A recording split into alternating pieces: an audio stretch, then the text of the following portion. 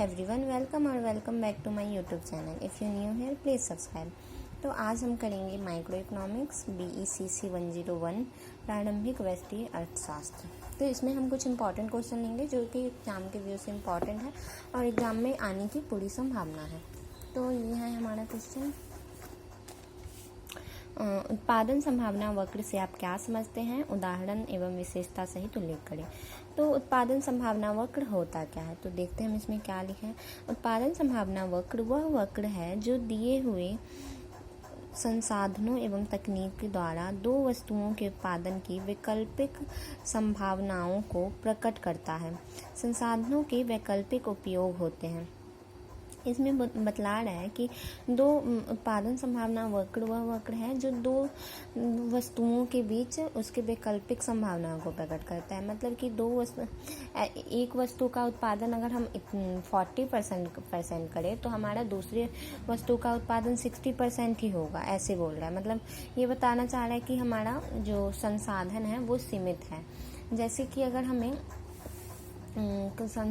कि हमें अगर कपड़ा और गेहूँ दोनों का उत्पादन करना है तो हमें संसाधन हमारी चूँकि सीमित है, तो हमें दोनों में से या तो एक का ज़्यादा करना है और दूसरे का कम, या दोनों को इक्वल करना है, या एक को बहुत कम और दूसरे को पूरा, मतलब पूरा संसाधन उसी पे लगाना है। तो इसमें है वही, जैसे तदनुसार भूमि के एक टुकड़े का प्रयोग गेहूं तथा चावल के उत्पादन के लिए किया जा सकता है। यदि किसान गेहूं तथा चावल के दोनों का उत्पादन का निर्णय लेता है, तब वह गेहूं और चावल के विभिन्न संभव संयोगों के बारे में सोच सकता है। अधिक गेहूं के उत्पादन का अर्थ है कम चावल का उत्पादन। यहाँ पे वही उदाहरण के तौर पे ले रहा है कि अगर हम गेहूं और चावल दोनों का उत्पादन करने का अगर कोई सोचा है तो या तो वो गेहूं का कम उत्पादन करेगा और चावल का ज़्यादा करेगा, या चावल का कम और गेहूं का ज़्यादा, या दोनों को इक्वल, या फिर एक को बिल्कुल भी नहीं और गेहूं को बहुत ज़्यादा, या गेहूं को बहुत पूरा 100% और चावल को बिल्कुल भी नहीं। तो इसकी कुछ मान्यताएं हैं, जैसे प्रत्येक समाज को बढ़ती हुई और असीमित आवश्यकताओं की दृष्टि करने के लिए उनकी तुलना में साधनों के अभाव में निरंतर समस्या का सामना करना पड़ता है। कोई भी अर्थव्यवस्था अपनी आवश्यकताओं की सभी वस्तुओं का उत्पादन नहीं कर सकता और विभिन्न वस्तुओं और सेवाओं से चुनाव करना होता है जिनका उत्पादन किया जा सकता है। मतलब हम सब चीज़ का उत्पादन नहीं कर सकते हैं। हमारा जो संसाधन है वो सीमित है, लेकिन हमारी जो आवश्यकताएं हैं और इच्छाएं हैं वो असीमित है, वो दिन ब दिन बढ़ती ही जाती है। जैसे अगर आपको आज कार लेना है तो फिर कल चल के एक बड़ा सा घर लेने का ये इच्छा हो जाएगा। तो ये ऐसी हमारी जो आवश्यकताएं हैं वो बढ़ती रहती है समय के मुताबिक। जैसे अगर कोई एक गरीब बंदा है तो उसके लिए जो इम्पोर्टेंट होगा वो बस 2 वक्त की रोटी हो जाएगा, लेकिन वही जब उसको वो मिल जाएगा, वो मतलब उसकी आर्थिक स्थिति थोड़ी सुधर जाएगी, फिर वो अपना घर लेना चाहेगा, फिर वो कार लेना चाहेगा। ऐसे दिन ब दिन हमारी आवश्यकताएं बढ़ती जाती है जैसे जैसे हमारी आवश्यकताओं की पूर्ति होती है।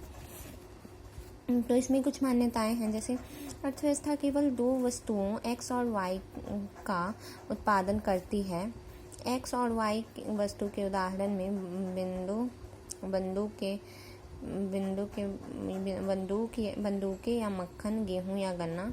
इसमें वही बता रहे हैं x और y कोई भी वस्तु होनी चाहिए, गेहूं या चावल या फिर गेहूं या फिर मक्का, इन दोनों में से ही कोई एक वस्तु की उत्पादन करनी है या फिर दोनों करनी है, ये बताया।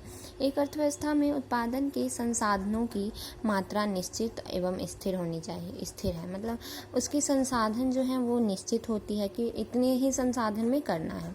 संसाधन विशिष्ट नहीं है, अर्थात उन्हें एक वस्तु के उत्पादन से दूसरी वस्तु के उत्पादन पर हस्तांतरित किया जा सकता है। मतलब एक वस्तु के उत्पादन के बदले, मतलब थोड़ा सा एक वस्तु का उत्पादन कर लिया थोड़े से संसाधन में और फिर थोड़े से संसाधन में दूसरी वस्तु का, या मतलब हस्तांतरण, मतलब एक में ज़्यादा लगा दिया और एक में कम लगा दिया। समस्त संसाधनों का पूर्ण रोजगार प्राप्त, अर्थात कोई भी संसाधन व्यर्थ नहीं है तथा संसाधन निष्प्रयोग है। मतलब संसाधन व्यर्थ नहीं होता है, उसका प्रयोग किया जा सकता है।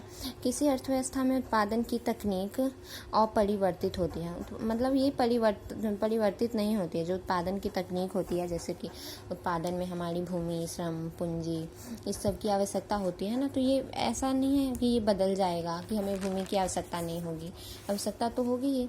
तो फिर यहाँ पे एक उदाहरण लिया है। मान लीजिए एक अर्थव्यवस्था यह निर्णय कर ले लेती है कि एक उपलब्ध साधनों और उपलब्ध तकनीक के द्वारा केवल 2 वस्तुओं, गेहूं और कपड़े के उत्पादन करेगा। यदि उत्पादन के सारे साधनों का केवल गेहूं के उत्पादन में प्रयोग किया जाए तो 100 लाख टन गेहूं का उत्पादन किया जाएगा। मतलब अगर वो पूरा गेहूं का ही उत्पादन कर रहा है तो 100 लाख टन, और केवल कपड़े का ही उत्पादन कर रहा है तो 4000 गांठ कपड़े का उत्पादन करेगा।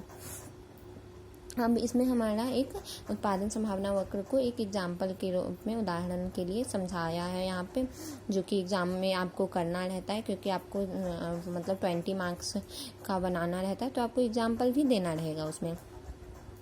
फिर यहाँ पे है जैसे उत्पादन संभावना वक्र, तो गेहूं का पहले तो 100 पे वो ये कर रहा है, उत्पादन कर रहा है, और कपड़ा के लिए 0 दे रहा है, मतलब कुछ भी नहीं दे रहा है। फिर जब गेहूं के लिए 90 लिया तो यहाँ पे कपड़े का 1000, फिर अगर ये फिर सी में 70 लिया तो फिर यहाँ पे 2, ऐसे करके इसने लिया है। उसके बाद फिर इसको हमने ग्राफ पे दिखाया है।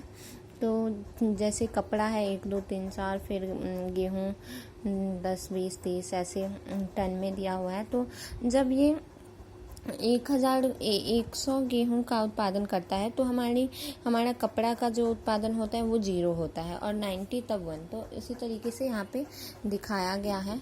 और यहाँ पे लिखा है कि कैसे अगर 100 गेहूं का उत्पादन हो रहा है 100 लाख टन का, तो कपड़ा का उत्पादन नहीं हो रहा है। और अगर कपड़ा का उत्पादन 4000 कपड़ा का उत्पादन हो रहा है पूरा, तो फिर हमारा गेहूं का उत्पादन नहीं हो रहा है, ये बताया है इसमें।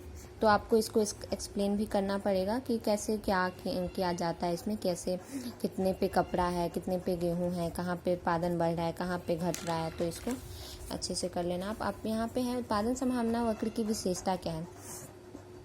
इसकी 2 विशेषताएं होती हैं। उत्पादन संभावना वक्र, इसको पीपीसी भी बोलते हैं, प्रोडक्शन प्रोबेबिलिटी